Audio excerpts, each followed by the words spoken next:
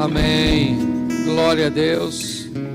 Que Deus continue nos abençoando. Eu não vou apresentar aqui de forma direta, até para não espantar, mas eu quero agradecer, a Deus pela vida dos meninos que trabalham comigo. Nós temos um ambiente muito saudável de trabalho lá no sítio, e hoje eu tenho o privilégio de tê-los aqui, compartilhando conosco deste culto, e quero agradecer a Deus pela vida de vocês. Deveria colocar vocês de pés, mas não vou fazer isso, certo? Que Deus abençoe. Bom, irmãos, deixa eu fazer uma reflexão com vocês hoje. Nós sempre vivemos e enfrentamos ambientes de adversidade. Encontrar uma oposição nunca foi nenhuma novidade para nenhum de nós. Desde que nos entendemos por gente, por pessoa, quer ainda na infância, na adolescência ou na juventude, ou depois de ter ganho a maioridade, sempre tivemos que lidar com os desafios, com as perdas, com as crises, com os problemas. Sejam eles financeiros, sejam eles emocionais, conjugais, espirituais. Independente da origem ou de onde esse problema irá nos afetar, nós recebemos uma instrução bíblica de que enquanto estivermos neste mundo, precisaríamos de ânimo, porque neste mundo enfrentaríamos tentações, aflições e problemas. Se já fomos alertados que enfrentaríamos os problemas, precisamos também ficar atentos, porque a Bíblia aqui nos expôs a realidade dos problemas, também irá nos nortear para que caminho devemos andar para encontrarmos as soluções. Às vezes, as soluções ou a solução está mais perto de nós do que imaginamos.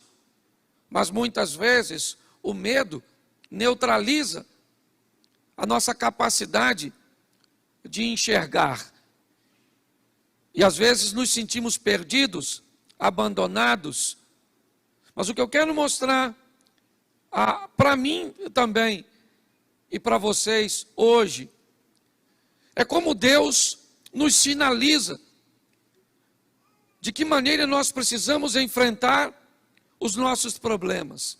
Porque independente do que seja, eles precisam ser enfrentados, eles precisam ser vencidos. Por pior que seja o que você fez, o que você está sofrendo, você precisa entender que há solução para isso.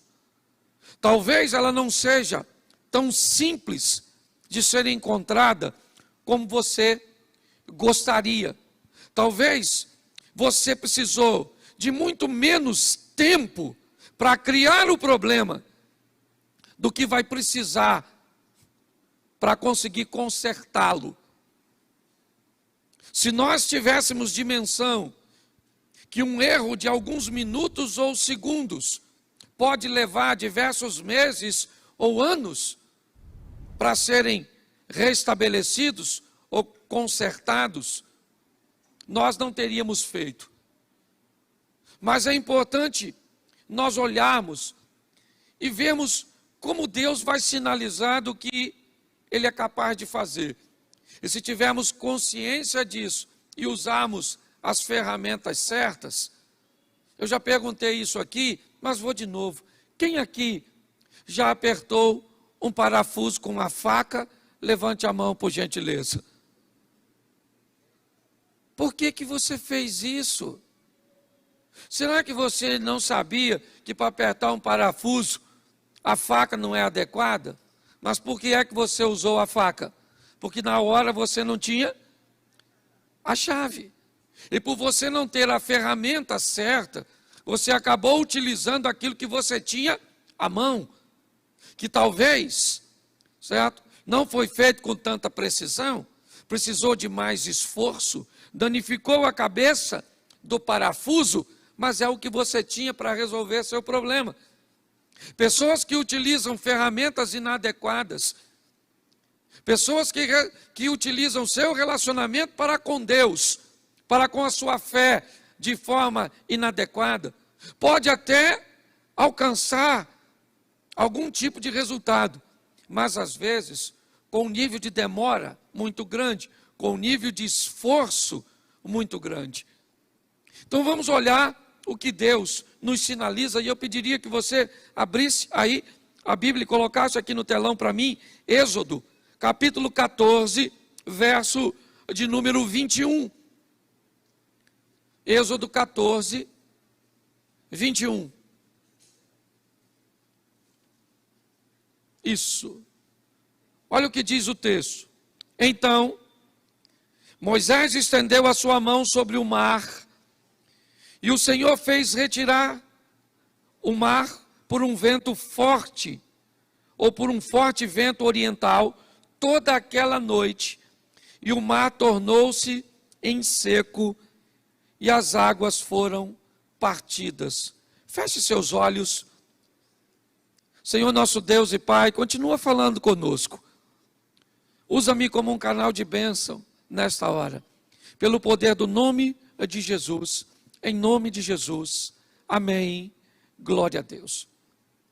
Deixa eu falar com vocês, e porque hoje quero mostrar a vocês, ambientes que estavam fortemente fechados, situações que aparentemente não tinham saída, e como Deus criou uma maneira de fazer com que a solução chegasse até aquele ambiente. Provavelmente nós estamos lidando, nesse texto, com um dos maiores medos daquele povo. Quando nós olhamos aqui, o povo de Israel certamente tinha um grande problema com inundação, com uma quantidade excessiva de água. Apesar de já ter centenas de anos que o dilúvio havia acontecido, uma única família acabou originando o povo que agora está preso no Egito. Provavelmente a tradição oral fez com que, de família em família, de geração em geração, a notícia de que o povo havia sido destruído numa inundação, num dilúvio, morrido por afogamento. E agora, centenas de anos depois, aquilo que matou seus ancestrais está agora diante do povo de Israel, saindo do cativeiro egípcio, e a proposta é que a travessia seja feita sobre o mar. Se você conhece um pouquinho mais sobre isso, provavelmente você sabe que por onde o povo de Israel provavelmente passou, não seria nenhum absurdo que aquelas águas abrissem, recuassem, até utilizando o próprio texto bíblico que diz que um vento que durou basicamente a noite toda. Eu não sei se você tem dimensão quantas pessoas aproximadamente saíram do Egito. Se você tiver noção, eu não vou entrar nisso agora, mas se você tiver noção, você vai descobrir que não bastava meia, uma, duas, 3, nem 4 horas para aquilo ficar aberto. Porque pela quantidade do povo que precisaria atravessar aquele caminho, nós precisaríamos de muito mais tempo para que isso acontecesse com sucesso. Quando você ouve alguém dizer que é perfeitamente fácil explicar que um vento numa velocidade seria capaz de repartir as águas, me entendam que grande parte dos milagres que vamos ver na Bíblia tem mais a ver com um momento do que um fato. O milagre é muito mais Porque o fenômeno aconteceu no momento em que o povo estava precisando do que propriamente, né? Quando alguém tenta explicar um milagre, não, mas é fácil descobrir porque isso aconteceu, cientificamente era possível que isso acontecesse, mas isso não tira a legitimidade do milagre, porque o maior milagre não foi o mar ter sido aberto, o maior milagre foi as águas terem sido abertas exatamente no momento em que o povo ia passar. O milagre está em a maré ter retornado exatamente no meio do percurso dos egípcios. Parece que quando tentamos trazer mais sensatez para um ambiente de fé, nós encontramos sérias resistências, porque pessoas começam a achar que estamos querendo desmerecer o poder de Deus. Ainda que até o vento é criação dele e já seria um milagre por si só. Mas o que eu quero mostrar a você aqui é que o povo está num ambiente sem saída. E eu não sei se Deus está com a intenção de mostrar a este povo que o que matou um povo lá atrás por desobediência pode ser controlado por Deus agora. Que Deus agora tem o poder de reter as águas, de proteger este povo, de começar a caminhada de fé agora, da saída do Egito, mostrando a este povo o quão grande ele é e que tipo de obstáculo ele é capaz de vencer para proteger um dos seus.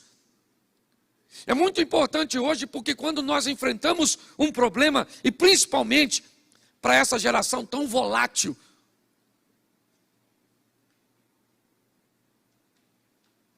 que muitas vezes sofre por coisas tão pequenas, que querem desistir por coisas tão banais. Se nós entendemos que o Deus que nós servimos pode abrir um mar, pode fazer um milagre para proteger e salvar um dos seus, com certeza nós vamos levar uma vida um pouco mais tranquila. Pelo menos no que diz respeito à segurança de um Deus que vai agir. Muitas pessoas hoje querem desistir de seus relacionamentos, querem desistir de sua vida profissional, querem desistir da sua caminhada de fé. Mas por quê? Não, pastor, eu estou debaixo de uma pressão tão grande. Será que você não consegue ver que o Deus que você serve abriu um mar para libertar seu povo, para agir em favor de seu povo, e um Deus que fez tudo isso não pode agir em nosso favor?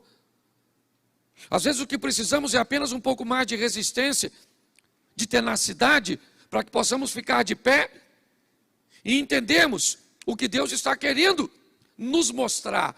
O que Ele diz: ainda que você esteja num ambiente totalmente sem saída, onde você olhe para todos os lados e não veja nenhuma rota de fuga, talvez isso explique o que disse o salmista: eleva os meus olhos para os montes, e de onde virá o meu socorro?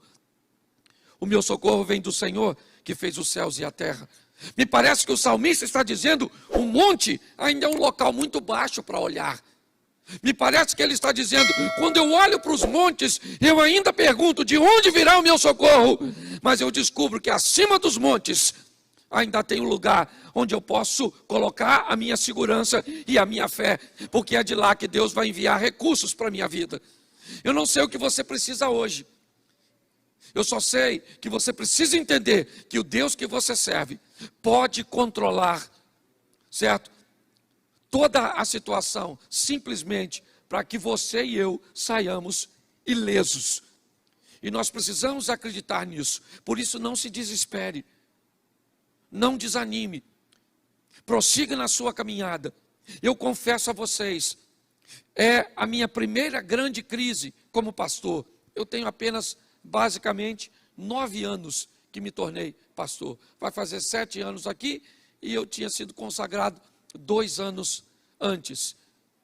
Mas eu vou falar para vocês, eu nunca vi tantas pessoas desistindo de sua caminhada, certo? olhando para a sua caminhada de fé e dizendo: está muito difícil, está desafiador, eu estou querendo paralisar. Eu sou daquela época onde nós mesmos, meninos, encarávamos a vida de uma forma totalmente diferente.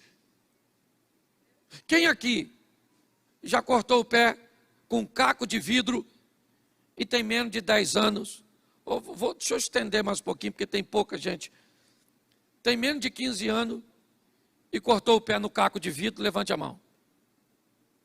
Menos de 15 anos de idade. Menos de 15 de idade. Você é um adolescente. 1, 2. Quem aqui tem menos de 20 e furou o pé com prego? Levante a mão. Menos de 20. É só para você ver que a nossa geração, quem aqui tem mais de 30 e furou o pé com prego já na vida? Levanta a mão. Arrebentou a barada. Show de bola.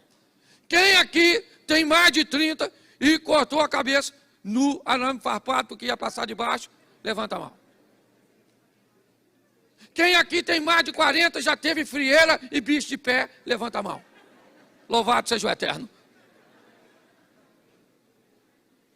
Pastor, o que você está falando? Eu estou falando que nós temos gerações diferentes.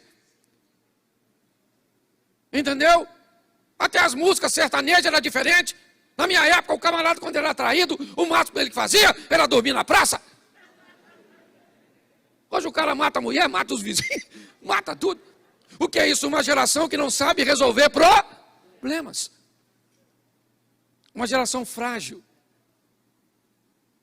O texto está me dizendo uma coisa: que ambiente? Esquece o mar por um momento. Pense num ambiente onde não tem rota de fuga, onde não tem como fugir. Certo? O faraó mandou o seu exército vir atrás de Israel. Não tem como fazer nenhum tipo de manobra com a quantidade de gente que Moisés está liderando. E naquele momento, isso aqui é incrível, naquele momento, 1 Tessalonicenses capítulo 5, né? Nós olhamos um texto muito extraordinário. Orai sem. E agora no Velho Testamento, o Moisés, um homem de oração, vai dobrar seu joelho, porque o faraó está vindo, e Deus pergunta a Moisés: por que tu está orando? Agora não é hora de orar, agora é hora de agir. Estende a tua mão e coloca a vara. Faz a sua parte que eu faço a minha, e todos vão ver o sobrenatural vir na sua direção. Está na hora de fazermos para a vida o que nunca fizemos, para recebermos da vida o que nunca recebemos. O nosso Deus é um Deus que abre caminho onde o caminho não precisa dificultar. Eu já brinquei aqui com a música, né? Aliás, eu nem sei quem compôs, qualquer hora posso encontrar, porque isso vai para a internet. Mas porque tem gente que até na canção dificulta o jogo. Quem aqui já ouviu uma canção que diz que Deus abre porta onde não tem parede? Aí eu me perguntei quando eu estava cantando: para quê uma porta num lugar que não tem parede? Você quer porta onde não tem parede? Sim ou não? Porque não precisa. Você consegue me entender a mente de algumas pessoas? O que eu quero mostrar para você hoje é que a situação pode estar fechada e sem saída, mas se Deus estiver com você, o mar vai ter que se abrir, o deserto vai ter que te fazer prosperar, as coisas vão acontecer, porque tudo responde a Deus, e Ele é o Todo-Poderoso, amém? Então é importante entendermos isso. O primeiro milagre que o povo vai viver, me parece que é um ambiente de cura. Vamos sair, e de que forma? Já tinha as 10 pragas do Egito, que tinham sido sensacionais para o povo de Israel. Mas atravessar algo e superar algo que tinha vencido aquela geração lá, sobrado apenas Noé e sua família para o povo, era um grande desafio. E Deus está mostrando: o que destruiu seus ancestrais não destrói você. O que você tem? Você tem uma herança hereditária de um câncer?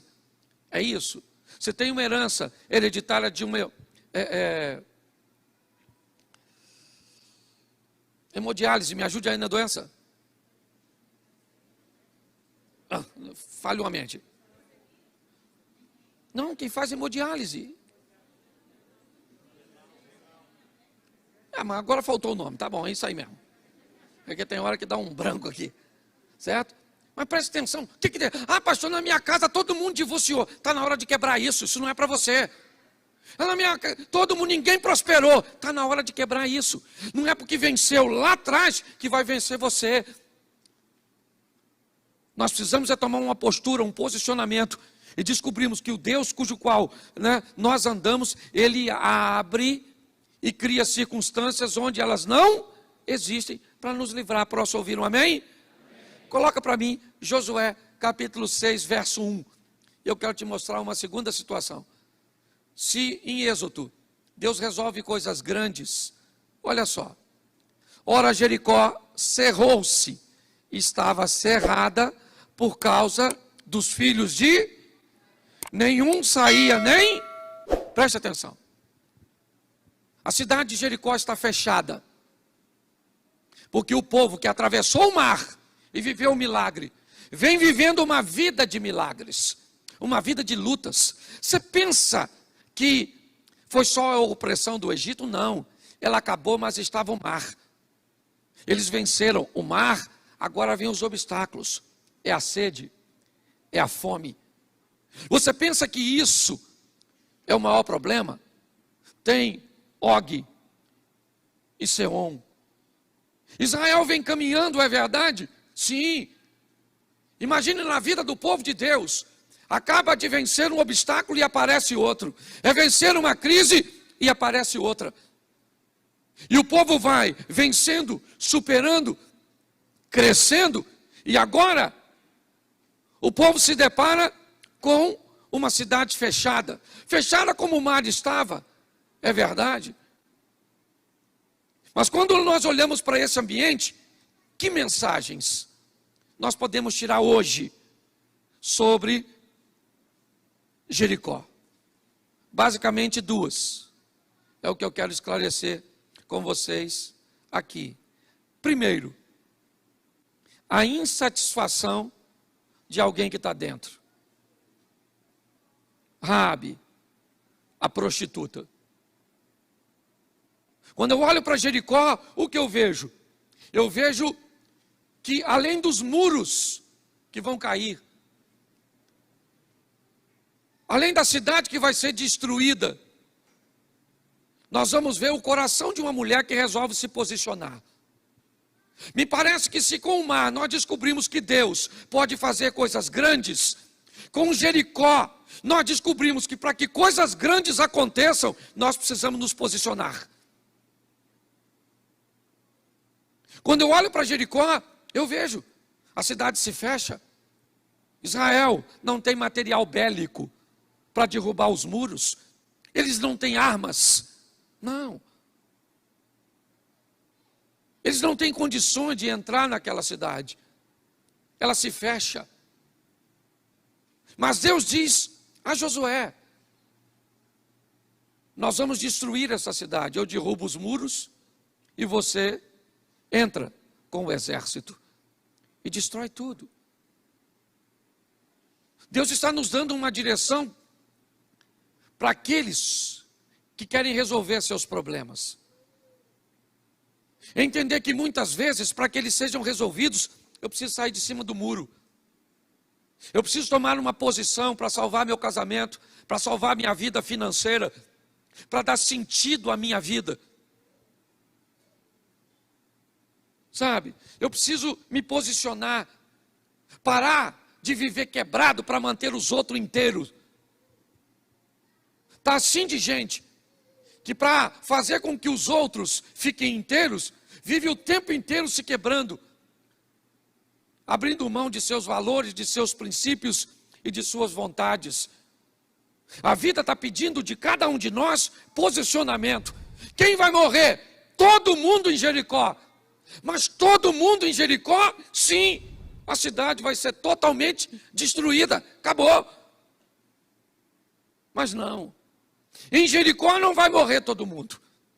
Em Jericó alguém vai ficar salvo. Então quem é? É o rei, que é o mais poderoso? Não, ele morre.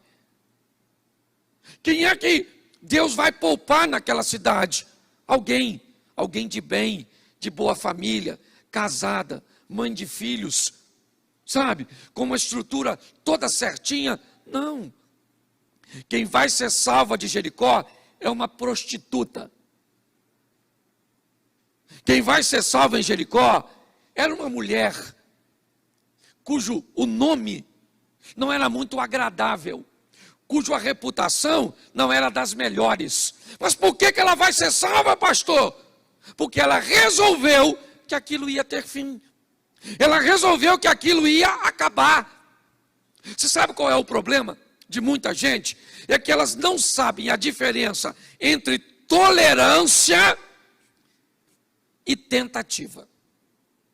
Pastor, já faz 15 anos que eu estou tentando viver com esse homem. Tentando onde? Tentando com quem? Onde é que você foi? Que ferramenta você tem usado? Você não tentou, você tolerou. Já estou tentando, pastor, com meu filho há muito tempo. Tentando com o quê? Com psicólogo, com psicanalista? Você está tentando com o quê? Quais as ferramentas que você está usando para resolver? As pessoas chamam de tentativa, na verdade é tolerância. Eu estou tolerando há 10 anos, então tolera mais 10. Não desiste não, que em tolerância você se tornou especialista. Mas está na hora de você parar de tolerar e começar a tentar fazer alguma coisa para que a sua vida saia de onde está e vá para onde você deseja que ela esteja. Nós temos que parar de brincar com a vida, gente, porque a vida é uma só, está acabando. Gente, não precisa se cumprir mais nada. Aliás, nós só estamos aguardando o tal do anticristo, que não deve nem estar longe. Esse dia alguém perguntou, pastor, Jesus está voltando? Eu falei, tá, e já deve ter saído de lá. Já está chegando. De tanta coisa que nós estamos vendo. Mas o que a vida está pedindo de mim e de você? Postura, posicionamento. É isso que nós estamos vendo aqui, certo? O que Jericó me informa? Estava tudo fechado. E se você pensa que o maior problema é nos portões da cidade, não é. É a sentença que está sobre todos os que moram dentro dela. Olha bem, isso é que é mais importante. O que caiu de mais poderoso não foi o muro, foi o coração de algumas pessoas que moravam lá dentro. Foi isso. Mudar um coração, mudar uma mente, mudar um pensamento, é muito mais difícil do que derrubar uma casa, do que derrubar um muro. A lição que a Bíblia está me dizendo é: se a sua mente mudar, se você resolver sair de cima do muro para se posicionar em favor da sua vida, dos princípios e valores de Deus, você vai ver o que Deus é capaz de fazer na sua vida. Pessoas diferentes recebem a mesma informação e, por serem diferentes, se comportam de forma diferente debaixo do mesmo ensinamento. Isso diz que aqui onde nós estamos, tem pessoas vivendo o incrível, o sensacional, o extraordinário, e tem outras sofrendo o pão que o diabo amassou com o pé sujo. Se pessoas recebem a mesma informação e vivem coisas diferentes, não tem a ver com a informação que recebe, mas com a decisão que tomam em torno da informação. Se nós mudarmos nossa postura, as portas vão abrir. Você tem que querer sair desse ambiente, olhar para Jericó, olhar para essa vida, olhar para esse vício, olhar para esse casamento e dizer: eu vou sair disso. Eu não quero isso para mim. E ver sua história mudar. Ou então, arrumar um culpado para a sua tragédia. Também isso, né? Lamber suas feridas, autocomiseração, ter piedade de você mesmo. sabe? Olhar para as suas feridas e achar que em sua saliva tem alguma substância terapêutica. Nós precisamos, irmãos, entender que o nosso Deus é grande, a ponto de abrir um mar, mas que para que coisas aconteçam na nossa vida, nós precisamos nos posicionar e sair de cima do muro. Amém? Deixa eu te dar, são só mais 2 textos, é rapidinho. Atos 12, 5. Pedro, pois, era guardado na prisão, mas a igreja fazia contínua oração por ele a Deus. Tiago acaba de ser morto por Herodes. E Herodes faz uma avaliação, é um político. Na avaliação de Herodes, ter mandado matar Tiago foi um sucesso. Então ele manda prender a Pedro, com o propósito de dar a Pedro o mesmo fim que deu a Tiago. Pedro está preso, não tem como fugir. Diversos sentinelas estão guardando, ele está algemado, não tem como sair. O ambiente é totalmente contrário, está tudo fechado, não tem rota de fuga. Mas o texto diz que na casa de Maria, mãe de João Marcos, há um núcleo de oração, uma igreja, pessoas se reunindo com o propósito de falar com Deus. E essas pessoas que não têm poder político, não têm influência econômica, não têm material bélico, armas, para invadir aquela prisão e libertar Pedro, ela tem joelhos. Porque tem coisas que as mãos não resolvem. Eu estou cansado de falar isso aqui. O que suas mãos resolvem, não peça a Deus para resolver. Mas o que suas mãos não resolvem, não poupe seus joelhos. Porque tem coisa que você não vai poder resolver, mas Deus pode. Tem situações que você não vai conseguir sair, mas Deus tem uma saída. E lá na casa de João Marcos, mesmo, ou da mãe de João Marcos, mesmo Pedro estando preso, eles estão orando e clamando a Deus. Para quê? Para que Pedro seja liberto. Pedro está dormindo na prisão, quando o anjo chega. Um alvará de soltura chegou no céu, e um habeas corpus celestial foi liberado. E os advogados podem dizer amém. É isso. Pedro está achando até que está dormindo. Um anjo chegou, tocou no Pedro, as algemas caíram. E o anjo falou: Pedro, calça a sandália e vão vazar. Pedro levantou achando que estava sonhando e começa a sair, até que se depara com um portão. E o texto diz que a porta se abre automaticamente, por si só. E Pedro então sai, e quando ele está lá fora, o anjo some. E Pedro acorda e diz: caramba, não era sonho, estou solto. E corre para casa, para onde a igreja estava. E quando chega lá, ele bate, uma garotinha vai abrir. Quando a menina olha e vê que é Pedro, sai correndo lá para dentro, não abre a porta. Porque tem gente que está orando pelo milagre, mas quando ele aparece, não está pronto para recebê-lo. A garotinha sai correndo e diz: o Pedro está lá na porta. Mas que Pedro que estava preso. E sabe o que eu acho mais interessante nessa passagem? É que a porta da prisão abriu para Pedro, sim ou não? Sim ou não? Claro que não. A porta da prisão abriu para o anjo. Porque se a porta da prisão abrisse para Pedro, quando Pedro chegasse na casa de Maria, a porta da casa também abria. Sabe por que a porta não abriu? Por quê? Por que a porta da casa de Maria não abriu? Porque o anjo não estava mais com Pedro. O que a Bíblia está dizendo? Você tem que andar com gente que abre porta para você, não que cria problema para você. Você só anda com cabeça de baga, com Zé Ruela. Com gente que vai te puxar para trás. Eu quero ser santo, só anda com... Queria orar. Só anda com a turma da pisadinha. Eu quero ler a Bíblia. Você anda com quem? Presta atenção, a prisão está fechada. Mas joelhos podem abrir prisões.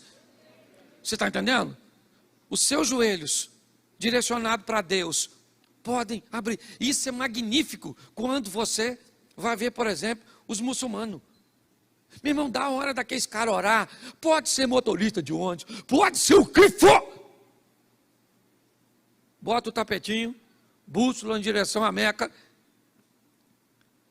e bota o joelho. É que Deus é educado demais.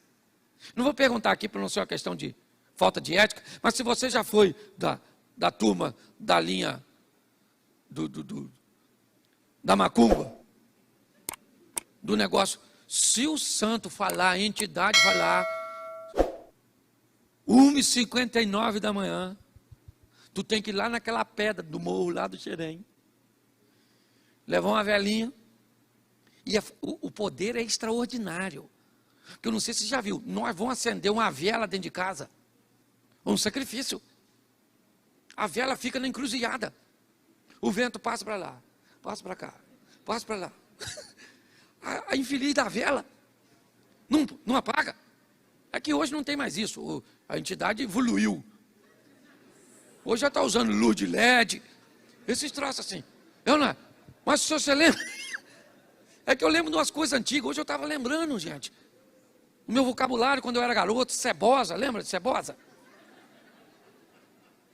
Eu estou quase fossilizando. Mas escute só. Nós temos que entender uma coisa preciosíssima. E parece que em outros segmentos religiosos, a oração, sabe? Essa dedicação, ela é mais ferrenha. Quando chega da nossa vez, fala sério, aqui eu não estou pedindo, não estou querendo envergonhar ninguém não, nem eu sei que está em casa. Mas assim, 2h da manhã, Deus te desperta para orar. Senhor, nossa, vou fazer uma oração aqui. Ou você vai para a lateral da cama, dá uma escorregada, e conversa meio dormindo assim com Deus, que sabe de todas as coisas, inclusive que você está com sono. Eu não sei se você já parou para notar como nós tratamos determinadas coisas. O que nós aprendemos aqui era que Pedro não tinha saída, ele ia morrer. Herodes ia matá-lo. E não fica muito animadinho não, que esse camarada vai ser crucificado de cabeça para baixo. Mas naquele momento, a ligação de Pedro com gente que ora, fez com que Deus enviasse um anjo naquela prisão. Você hoje precisa que um anjo seja enviado para onde? Para um hospital onde está um ente querido seu? Para onde é? Para a sua casa, onde você precisa de um milagre?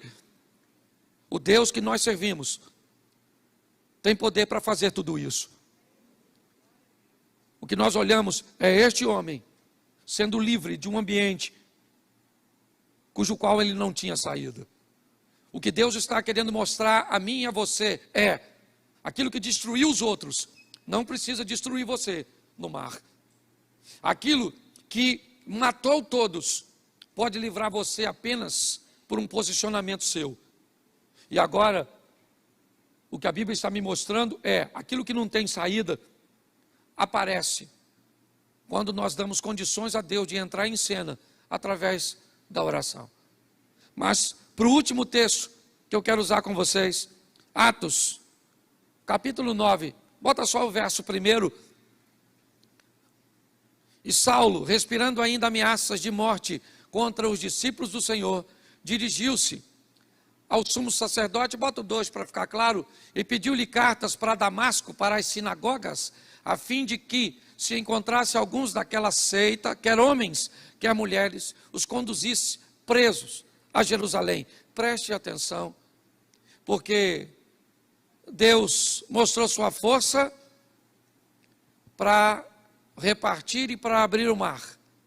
Ele mostrou sua força para derrubar Jericó. Ele mostrou sua força para abrir uma prisão. Mas agora ele vai abrir um coração. Paulo. Ele está perseguindo os cristãos e nessa caminhada ele tem um encontro com Jesus.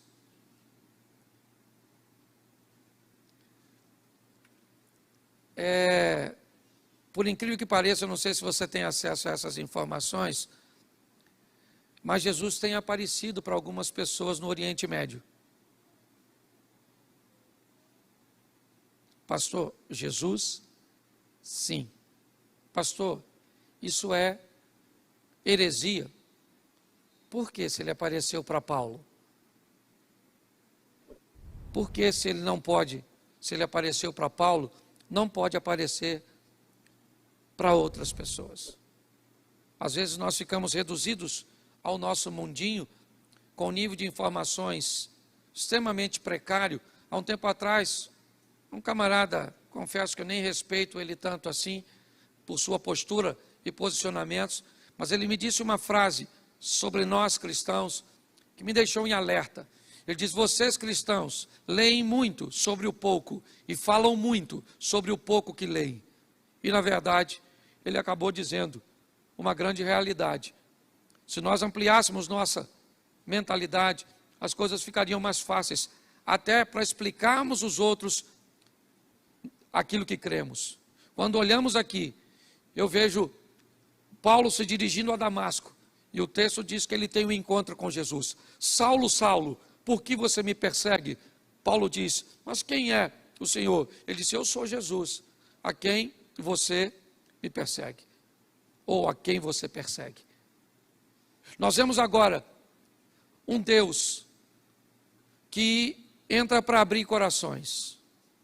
Eu falo muito para casais, e o sucesso de um casamento ou de relacionamentos interpessoais está apenas em mudar 50%. Você não precisa mudar 100%, porque se você mudar 100%, você deixa de ser você. Se você mudar 50% e a parte de um todo é 100%, só que ela é composta de um outro indivíduo que também vai mudar 50%. E quando ele muda 50% e eu mudo 50%, automaticamente alcançamos os 100%. Quando eu vejo para Paulo aqui, o coração deste homem, aquilo que ele fazia, a morte de Estevão, ele não participou diretamente, mas segurava a capa de quem estava matando Estevão. E no caminho de Damasco ele tem um encontro com Jesus.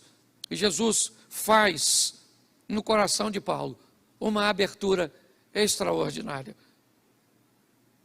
Muda a mentalidade daquele homem. Eu estava conversando hoje nos gabinetes que fiz. Arrependimento não tem nada a ver com choro. Ah, fulano está chorando, está tão arrependido, pediu desculpas, está tão arrependido.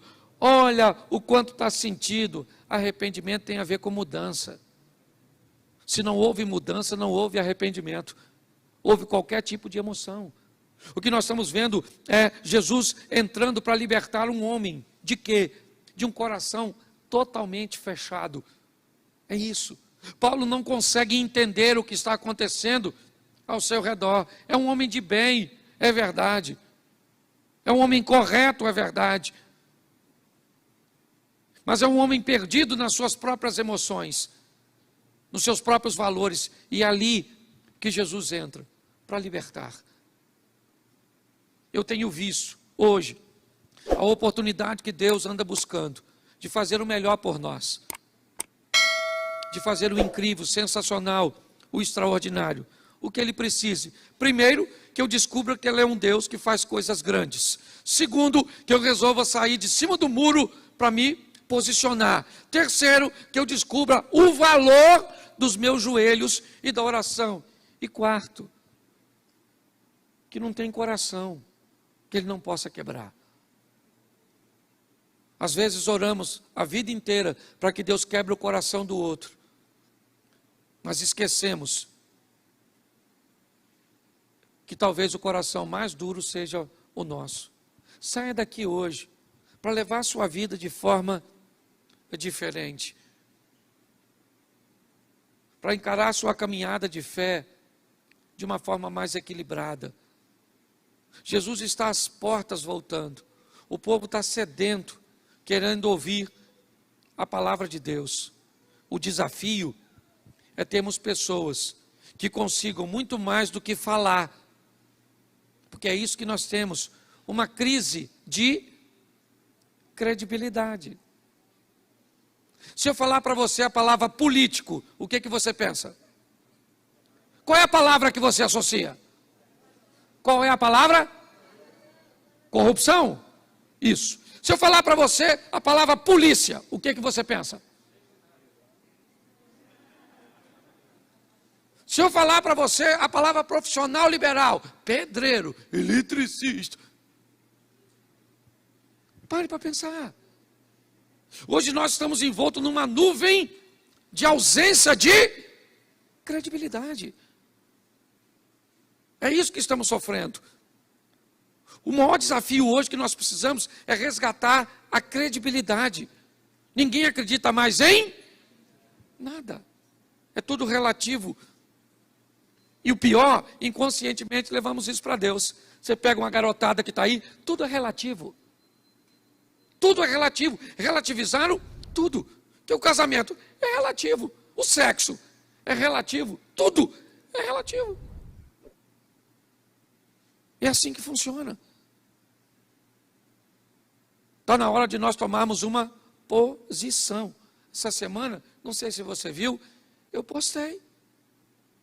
Simplesmente fui dizer quem eu sou, o que eu apoio, o que eu acredito. E, eu não sei se você viu, a quantidade de pessoas que entraram na minha rede social e disseram assim: pastor, tchau, estou indo embora, deixando de seguir. Você acha que as pessoas me seguiam? Não, elas se seguiam em mim. A partir do momento que eu falei o que elas não queriam ouvir, elas foram embora. E louvado seja o Eterno. Nós precisamos nos posicionar, porque o negócio está ficando feio. Você está dando uma olhada lá para os Estados Unidos, não gosto de falar de política, dessas coisas, mas eu preciso terminar falando disso. Jesus está, e diga para quem está do seu lado: você é bom demais para ir para o inferno.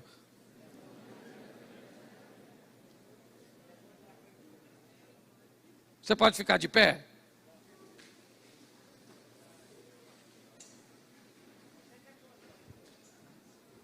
Você fecha seus olhos, pode fechar que ninguém vai pegar nada seu. Rio de Janeiro está perigoso, mas nem tanto. Fecha seus olhos. Me ajude aqui alguém no teclado? Fecha seus olhos.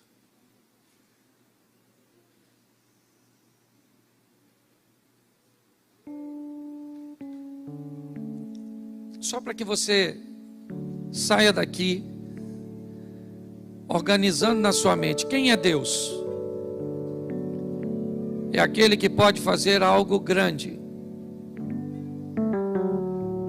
livrar você daquilo que talvez destruiu alguns dos seus. O que Deus está pedindo de você e de mim: um posicionamento, uma postura. O que Deus está dizendo para nós: faça o que você puder com suas mãos, e o que você não puder com as mãos, faça com os joelhos. E o que Deus está dizendo é que alguém de coração fechado, alguém com o coração endurecido, pode ser transformado por um encontro de verdade. Com quem? Com a igreja? Com o pastor? Com a Bíblia?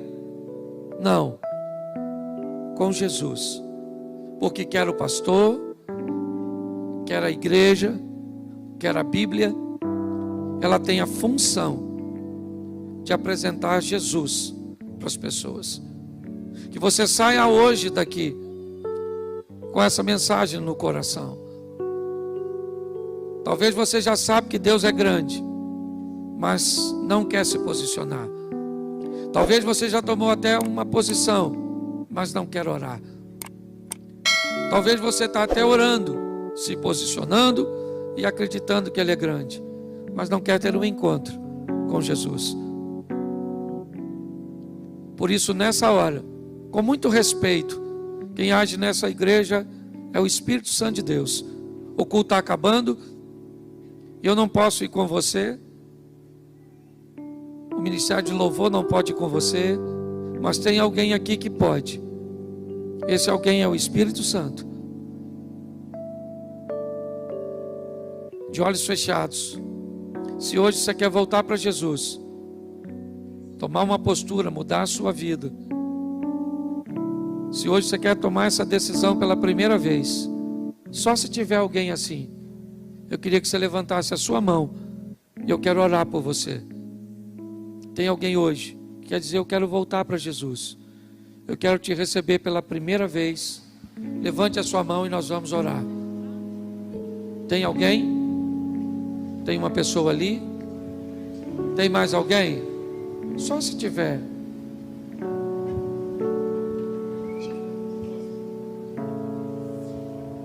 Eu não vou insistir, eu não gosto de constranger. Tem mais alguém aqui?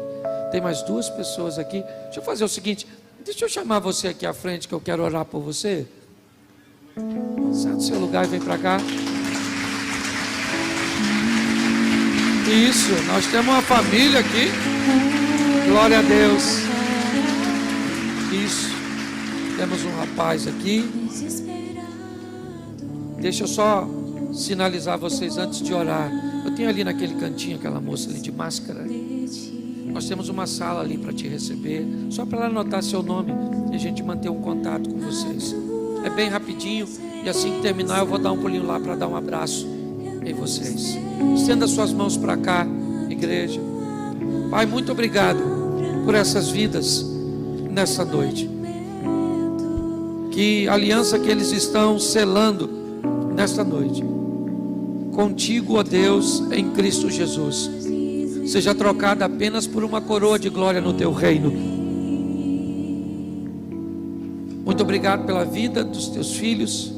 Abençoa sua casa, família e o início dessa caminhada cristã. Te damos graças em o nome de Jesus. A igreja pode dizer amém? Dá um pulinho ali, por favor. Rapidinho. Vamos embora para casa? Colocar em prática? Feche seus olhos. Pai, muito obrigado por essa noite. Leva-nos guardado por tuas boas mãos poderosas. Que o grande amor de Deus, o nosso Pai, a graça de nosso Senhor e Salvador Jesus Cristo e a comunhão e consolação do Espírito Santo seja para com todo, em nome de Jesus. Você pode dizer amém? Que Deus te abençoe. Vá em paz.